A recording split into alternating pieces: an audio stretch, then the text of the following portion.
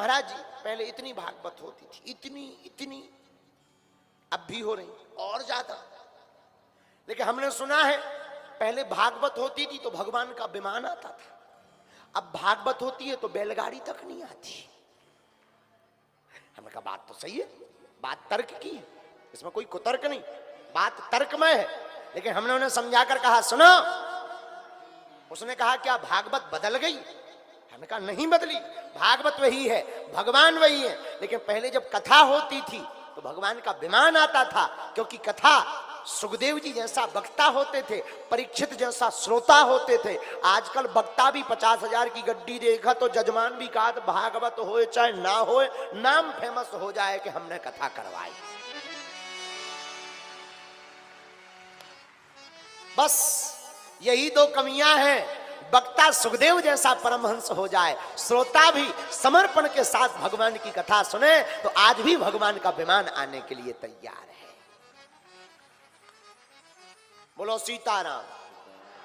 पहले के जमाने में, आप लोग तो सब विद्वान लोग हो, पहले के जमाने में व्यक्ति माध्यम होता था, ईश्वर का प्रचार होता था। आज के जमाने में ईश्वर माध्यम है, व्यक्ति का प्रचार हो रहा है।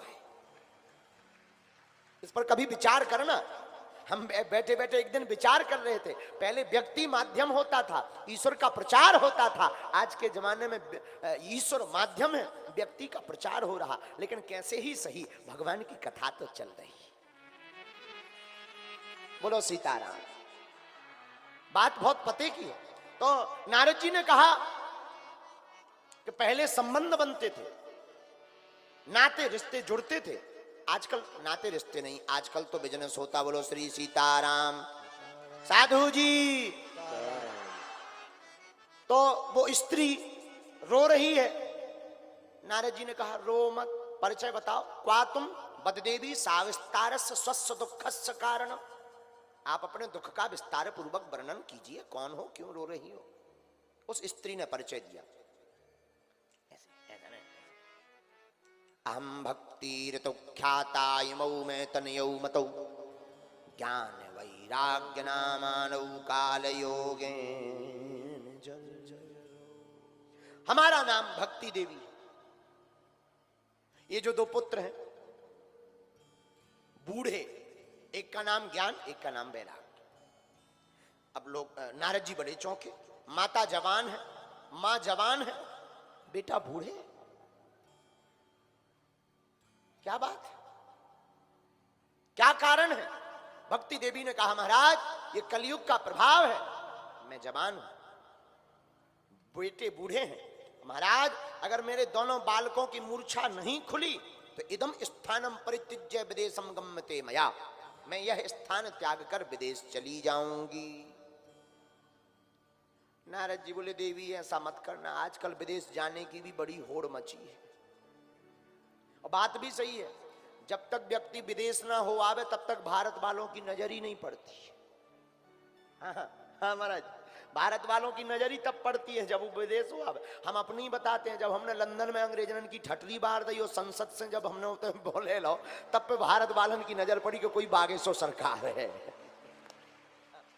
हाँ महाराज, नारद जी भक्ति देवी से कह रहे, भक्ति देवी कह रही इदम स्थानम परित्यज्य विदेशम गम्यते मया।